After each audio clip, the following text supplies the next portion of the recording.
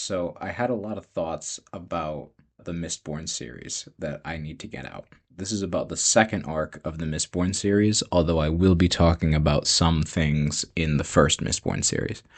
Big spoilers. If you haven't already read the books, I highly suggest it. They're very good, and they serve as both a very good introduction to the Sanderson Cosmere and also a good connection point between other places within the Cosmere. So the second half of the Mistborn series, where the world of Scandriel, the setting, connects with the rest of the Cosmere. So it's a little bit counterintuitive, but I actually think that the second arc is more important than the first one. The first arc establishes the world and the setting and the history of Scandriel, but really it serves as mythology for the second half. It's a 4-book arc at the second half. It's called Wax and Wayne, named after the two main characters. It's interesting because it feels almost like it ought to be a trilogy, but it's done in 4 parts. Take it as you will. I found it really interesting because the upshot is spaghetti western with magic.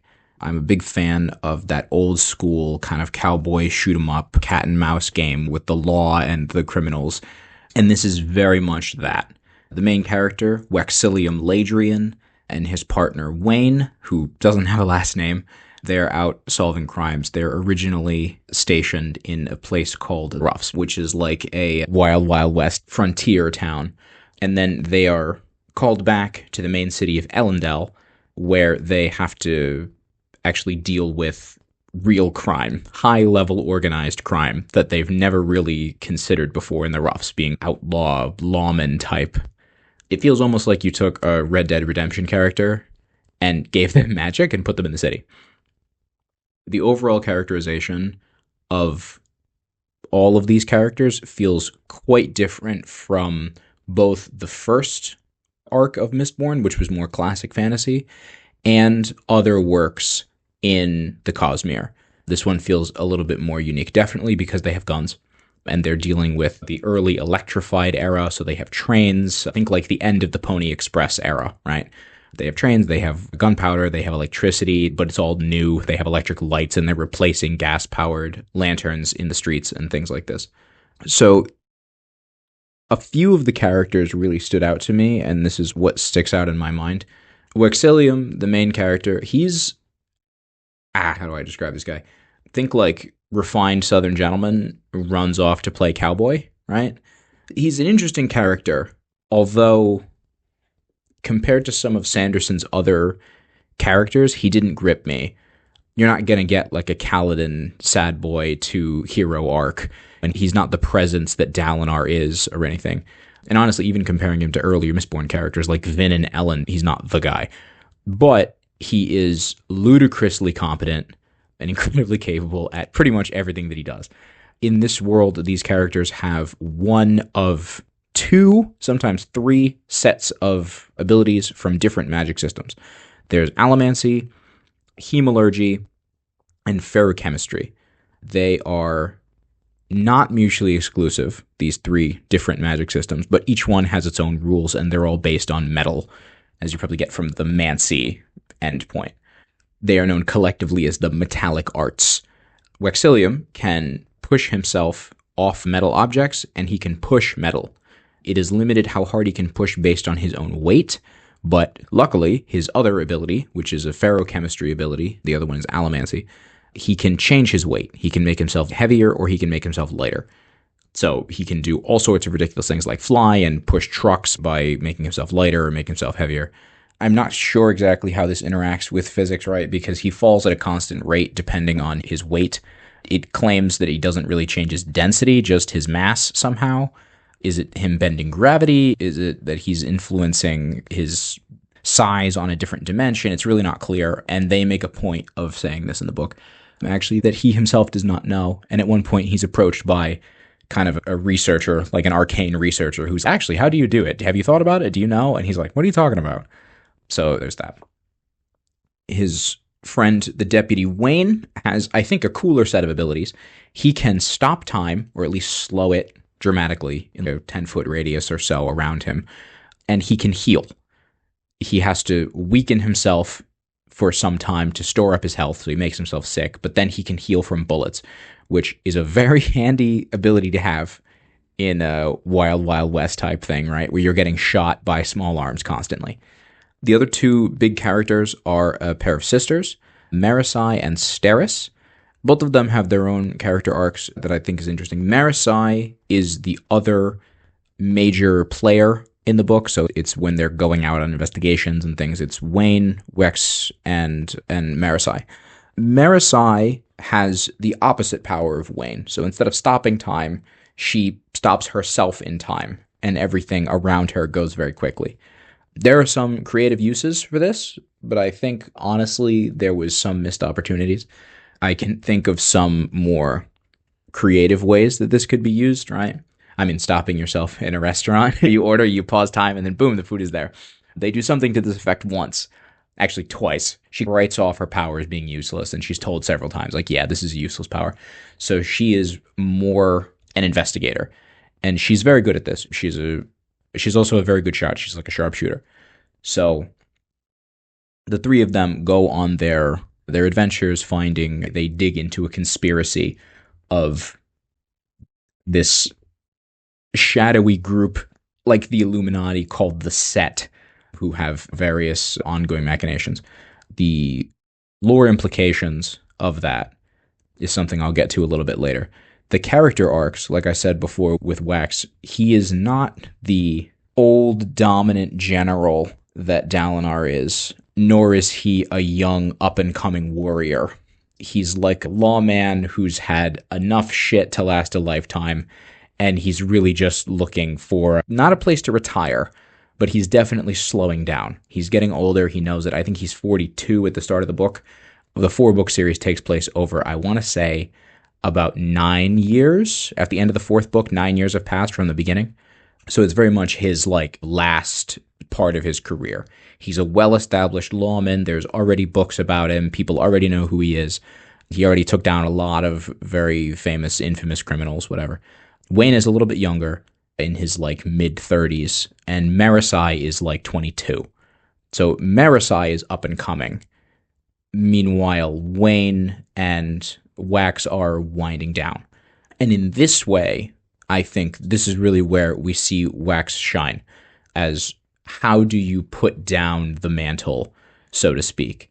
I would have liked to see him do more passing the torch, giving Marisai more now I'm stepping away and you're stepping in kind of thing, because a lot of Marisai's character was based on her being in the shadow of Wexilium. Because face it, he's objectively way better than her at her own job, right? He's stronger, he's faster, he's better at communicating with people. He pretty much outshines her in every single conceivable way. The only thing she has on him is that she has more education. She's not even that much smarter than him. She just has more education, and she can do statistics, which later Wexilium learns how to do anyway, with the help of his wife Steris, Marisai's sister, who's also very smart, just like Marisai.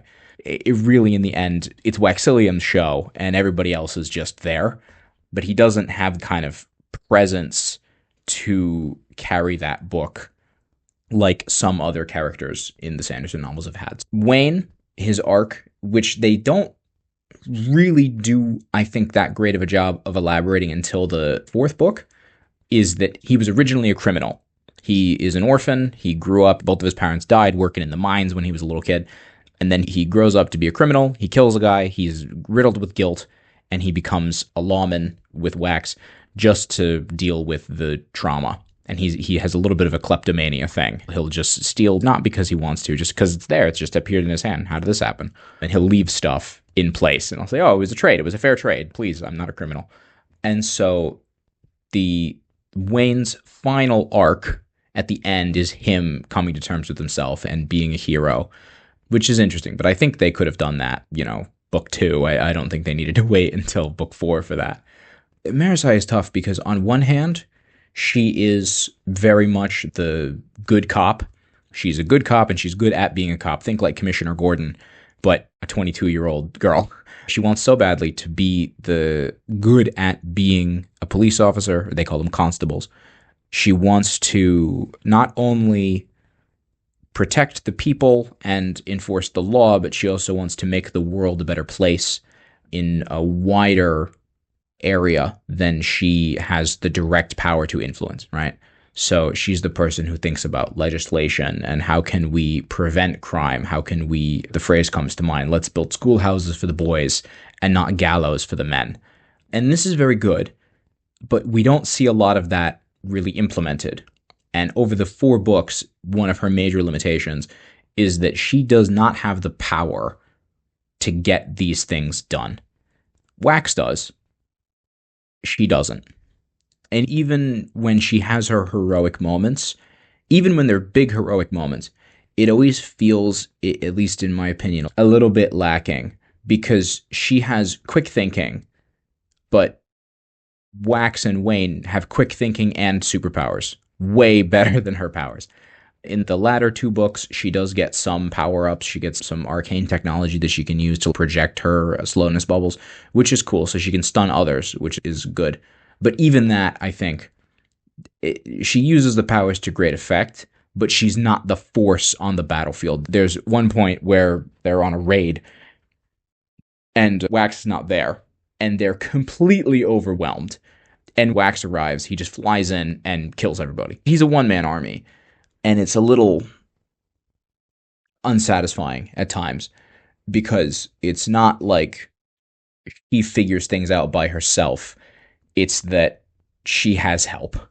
And they tie this in a little bit to her arc, and this is what it means for her to be a police officer, is that her power comes from the people, not her own magic, but it's an authority that is given to her, and she's able to organize people, which is great. But still, there's ways to make characters who have power over people really impactful, and I just didn't really get that from Marasai. Then there's Steris. Steris is perfect, flawless in every way. Now, Steris is not a participant in the majority of the raids and the actual law force. She is Waxilium's wife. In the first book, she plays the role of the classic damsel in distress. She is kidnapped and they get engaged. She's neurotic, Marasai's older sister, kind of plain looking at first.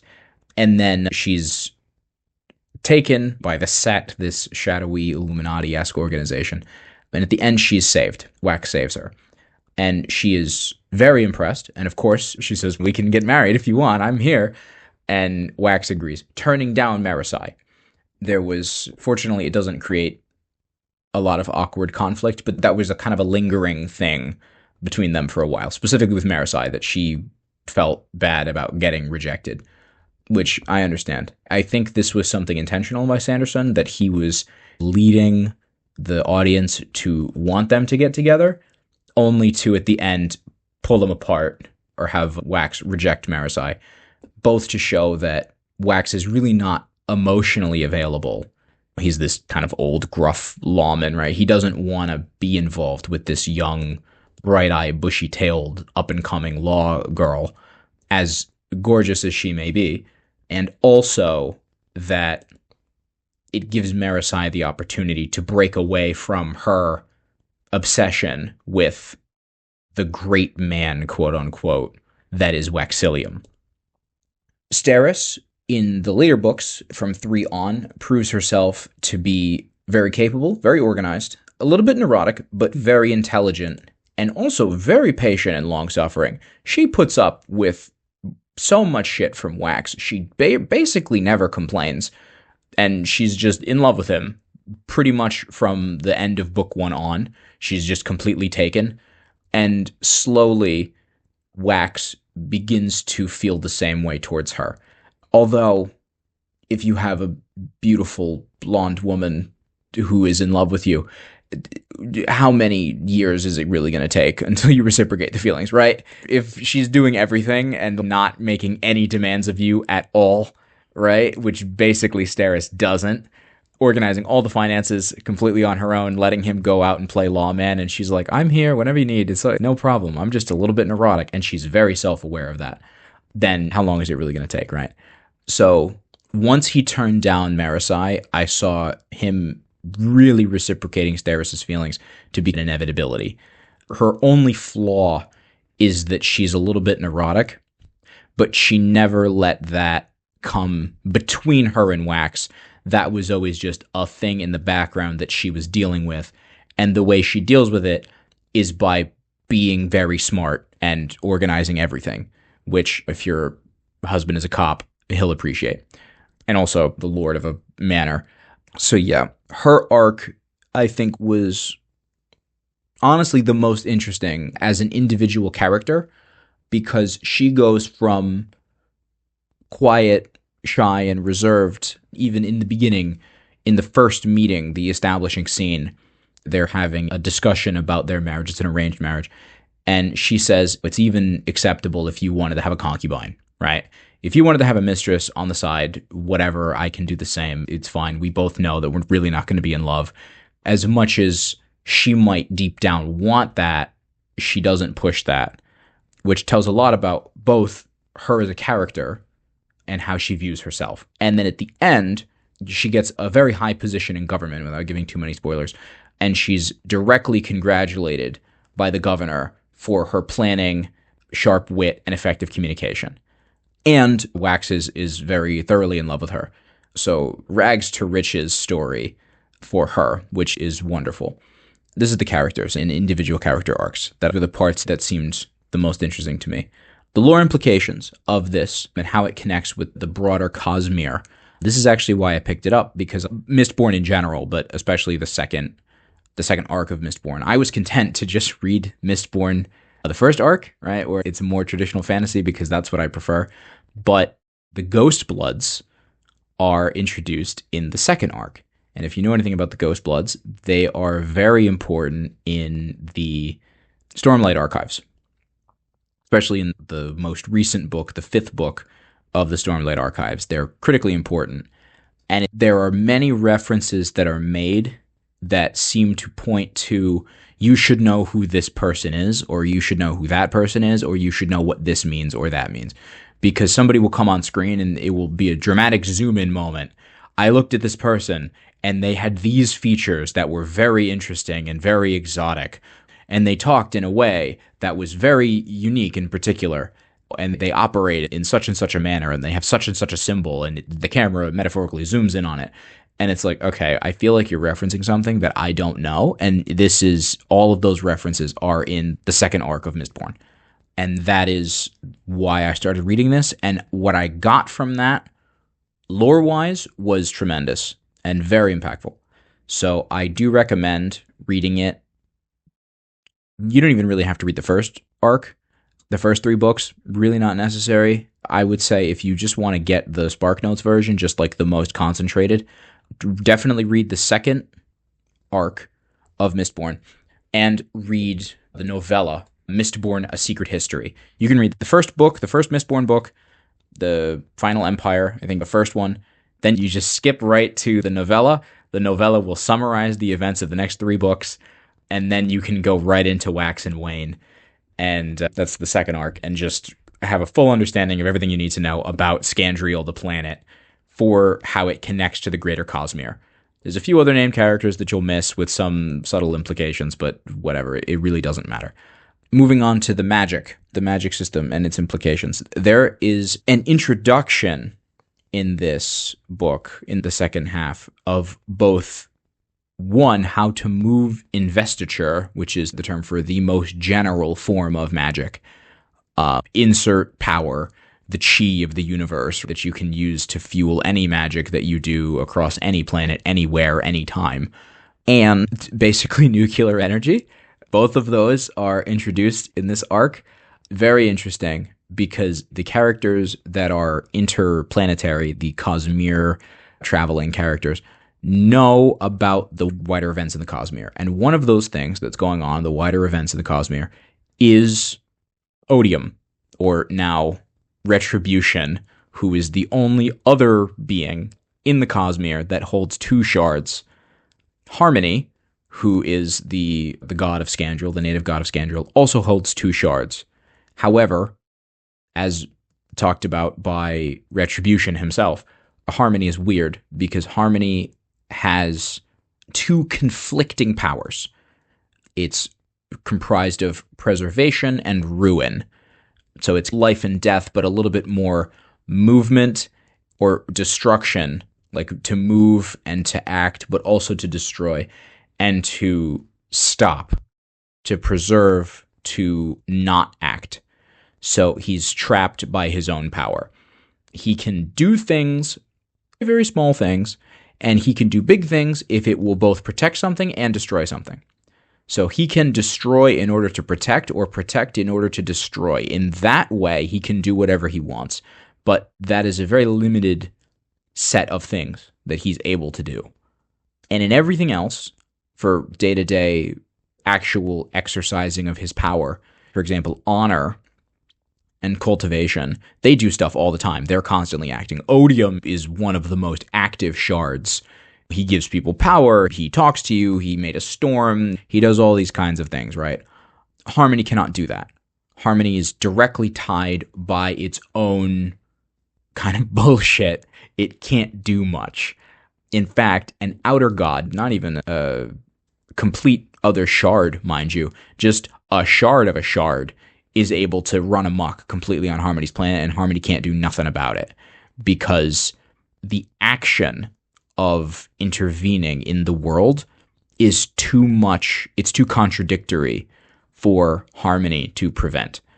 Harmony, I think, is appropriate if you don't think of Harmony as peace, but you think of Harmony as balance. It is Harmony in and of itself as a power. It cannot do anything. It's a huge pool of power that is indolent because it's in Harmony in and of itself. It can't do anything.